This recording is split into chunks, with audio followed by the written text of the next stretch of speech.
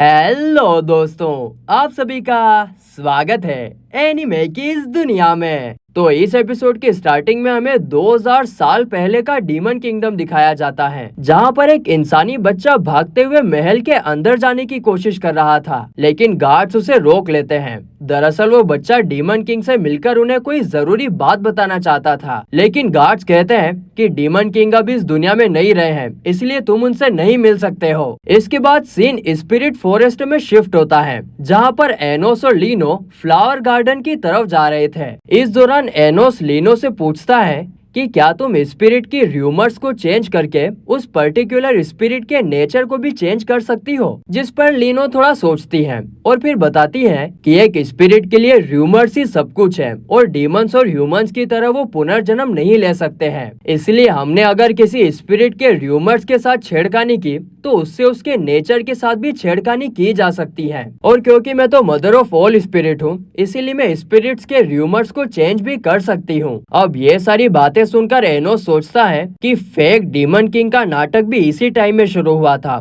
तो मुझे उसे रोकने के लिए कुछ तो करना होगा। लेकिन वो काफी अच्छे से जानता था कि फेक डीमन किंग के र्यूमर्स को फैलने से रोकना आसान नहीं होगा। तो वहीं दूसरी तरफ फ्लावर गार्डन में ले और शीन तलवारबाजी की प्रैक्टिस कर रहे थे। तभी लीनो वहां आकर शीन से फ्लावर्स को पानी देने का कहती है, जिस पर शीन कहता है कि आपको थोड़ी देर रुकना होगा, पहले मैं इससे निपट लूं। साथ ही में वो ये भी कहता है कि मैं कितना ही फ्लावर्स को पानी दे दूं, वो बस सूखते ही जाते हैं। जिसे सुनकर लीनो गुस्सा हो जाती है और कहती है कि तुमने ऐसा कहने की हिम्मत भी कैसे की। अब उसके गुस्से को देखकर शीन लीनो के खातिर इस प्रैक्टिस को जल्दी खत्म करने का डिसाइड करता है। आगे वो ले से कहता है कि तुम काफी अलग स्पोर्ट्समैन हो, क्योंकि पिछली बार जो मैंने तुम्हें टेक्निक दिखाई थी तुमने उसे बखूबी कॉपी कर लिया है, तुम्हें कुछ तो बात है। इसके बाद दोनों की स्वॉर्ड्स एक दूसरे का सामना करने लगती हैं। दोनों एक दूसरे का डटकर सामना कर रहे थे, कोई भी हार मानने के लिए तैयार ही नहीं था। और फिर तभी शीन कोई मैजिक एक्टिवेट करता है,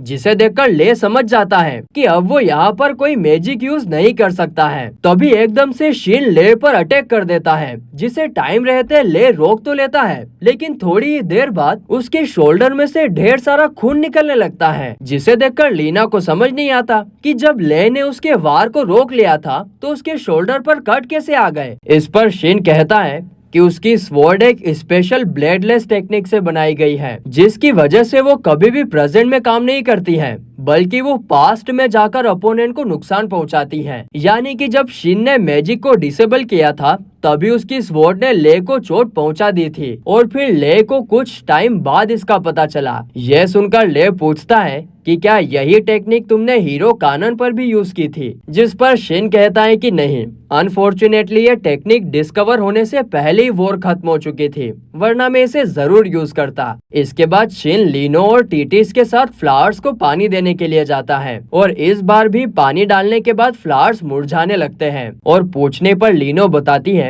कि घबराने की कोई बात नहीं है, मुझे पूरा यकीन है कि एक ना एक दिन तुम प्यार से पानी डालना जरूर सीख जाओगे। तो दूसरी तरफ एनोस और मीशा को टीटी से पता चलता है कि डीटी कुछ टाइम पहले ही स्पिरिट फॉरेस्ट से निकलकर डीमन वर्ल्ड में गया है, जिसे पिछले एपिसोड में शिन ने हराया था, और इसीलिए एनोस और मीशा भी डीमन वर्ल्ड में आते हैं। उन लोगों को ये बात समझ नहीं आ रही थी कि आखिरकार डीटी करना क्या चाहता है। एक पॉइंट पर तो मीशा को लगता है कि डीटी एनोस से ज्यादा स्ट्रोंगर बनना चाहता है, जिस पर एनोस कहता है कि नहीं, ऐसा कोई भी पर्सन इस वर्ल्ड में एग्जिस्ट ही नहीं करता है जो मुझसे ज्यादा स्ट्रोंग हो। आगे एनोस अपनी एक पुरानी साथी से मिलने का डिसाइड करता है, जिसे जरूर पता होगा कि डीटी आखिरकार किस चीज के पीछे है। तो वहीं मीशा के पूछने पर एनोस बोलता है कि वो शख्स और कोई नहीं बल्कि मिलिटिया नाम की एक गॉडेस है, उसी ने इस वर्ल्ड को बनाने का ऑर्डर दिया था, और साथ ही में 2000 साल पहले उसी के साथ तो मिलकर मैंने स्पिरिट वर्ल्ड और ह्यूमन वर्ल्ड को डार्क वॉल के जरिए सेपरेट किया था। वो मेरी एक काफी अच्छी दोस्त है। तभी उन दोनों को उसी बच्चे की चिल्लाने की आवाज आती है, जिसे हमने एपिसोड के स्टार्टिंग में देखा था। दरअसल इस बच्चे का नाम ओगी होता है, जो कि ह्यूमंस के साथ फ्रंट लाइन पर डीमन से लड़ रहा था। तो वहीं ओगी को देखकर एनोस को क्लियरली याद आता है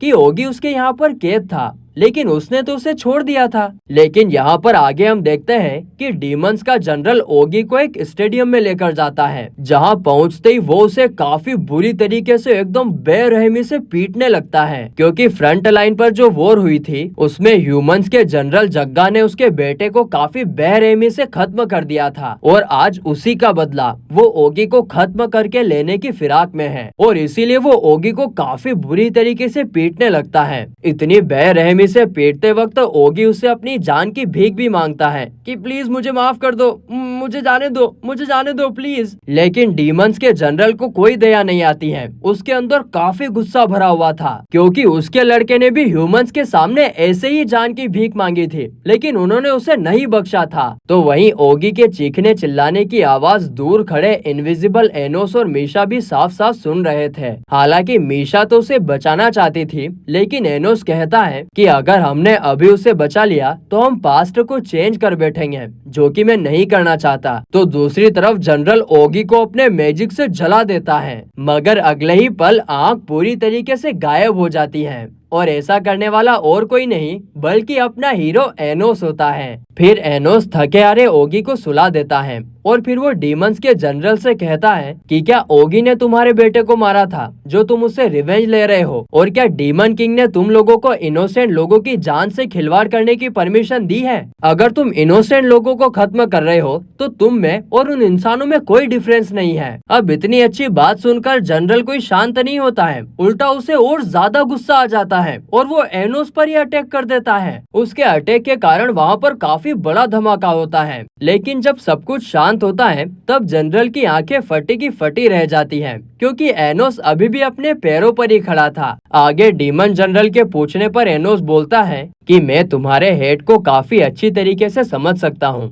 और इसीलिए मैंने तुम्हारे अटैक को रोकने की कोशिश नहीं की, लेकिन तुम्हें तुम्हारा हेड सही इंसान पर यूज करना चाहिए, न कि इनोसेंट इंसान पर। और अगर तुम ऐसा नहीं करते हो तो तुम्हारी आने वाली पीढ़ी भी इसी हेड का शिकार बन जाएगी। क्या तुम ये सब होने देना चाहते हो? लेकिन पता नहीं कि डीमन जनरल के दिमाग में गोबर भरा हुआ था कि क्या, उसको बात समझ ही नहीं आ रही थी। वो और ज्यादा गुस्सा हो जाता है और वो एक के बाद एक बड़े से बड़े आग के गोले एनोस पर फेंकने ही वाला था कि तभी एनोस अपनी डिमोनिक आइस का यूज करके आग के गोले को डीएक्टिवेट कर देता है, और एनोस की डिमोनिक आइस को देखकर डीमन जनरल समझ जाता है कि जो लड़का अभी उसके सामने खड़ा है ना, वो और कोई नहीं बल्कि खुद डीमन किंग है, और इसीलिए वे सारे के सारे लोग उसे झुककर प्रणाम करते हैं। और फिर आगे डीमन जनरल रोते हुए कहता है कि मास्टर, आपके जाने के बाद हमें डायरेक्शन देने वाला कोई नहीं था, और हमारे साथियों को खत्म करने वाले वो इंसान, वो तो वॉल की दूसरी तरफ शांति से अपनी जिंदगी बिता रहे थे।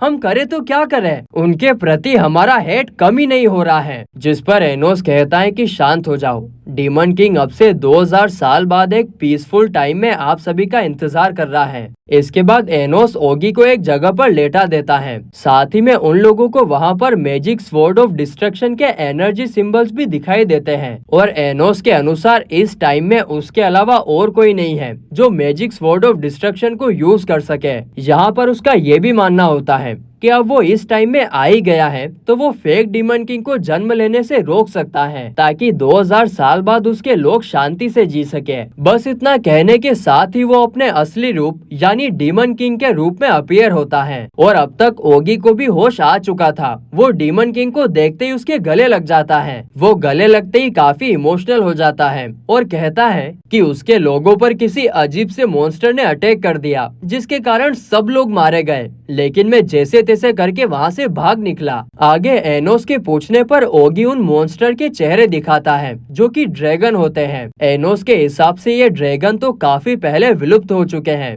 मगर अब ये कहां से अपीयर हो गए। आगे एनोस ओगी से ये भी कहता है कि मैं 2000 साल फ्यूचर से यहाँ पर आया हूँ। मैंने तुम्हें बचा तो लिया है, लेकिन सही मायने में तुम अभी नहीं बच पाए हो, इसीलिए तुम्हें बचाने के लिए मुझे पहले तुम्हें पूरी तरीके से खत्म करना होगा, उसके बाद फिर से जिंदा करना होगा। और thanks to magic sword of destruction, god of time तुम्हें डिटेक्ट नहीं कर पाएंगे। और इसके लिए ओगी तुरंत मान जाता है कि आपके लिए और पीसफुल वर्ल्ड के लिए मैं कुछ भी करूंगा। आगे एनोस कहता है कि पुनर्जन्म होने के बाद तुम्हें कुछ र्यूमर्स फैलाने होंगे, जैसे कि 2000 साल बाद फेक डीमन किंग डीमंस पर राज करने की कोशिश करेगा, जो कि होने नहीं देना है। अब ताकि ओगी ये बात भूल ना जाए, इसलिए एनोस उसके माइंड में इस र्यूमर को प्रिंट कर देता है। इसके बाद वो मैजिक स्वॉर्ड ऑफ डिस्ट्रक्शन का यूज करके ओगी को खत्म कर देता है और इसी के साथ ही वो मैजिक स्वॉर्ड भी गायब हो जाती है। तभी उनके पीछे वाली दीवार पर एक मैसेज अपीयर होता है,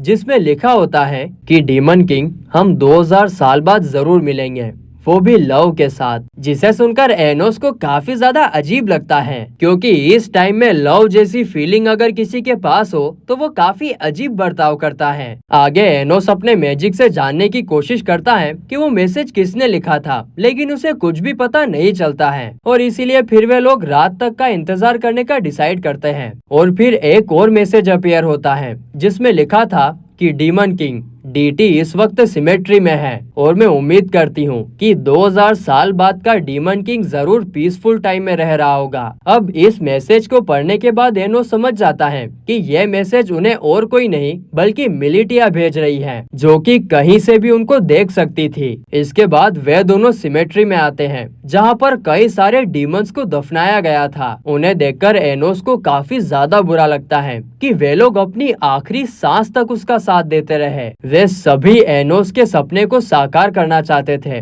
वे सभी इस दुनिया को पीसफुल वर्ल्ड में बदलना चाहते थे और मैं डीमन किंग बनने के बावजूद भी उनके लिए कुछ नहीं कर पाया। तभी मीशा अपने मैजिक से वहाँ पर ढेर सारे व्हाइट फ्लावर्स उगाती हैं, जो कि उन मरे हुए डीमंस की आत्मा को सेंस कर पा रहे थे। आगे मीशा कहती है कि उन लोगों के इमोशंस हमेशा तुम्हारे साथ रहेंगे और वो लोग जहाँ पर भी हैं खुश हैं कि उनका लीडर डीमन किंग एक पीसफुल टाइम में रह रहा है। ये सुनकर डीमन किंग इमोशनल हो जाता है और अपने लोगों को थैंक्स बोलता है उसका साथ देने के लिए। और फिर यह एपिसोड यहीं पर खत्म होता है।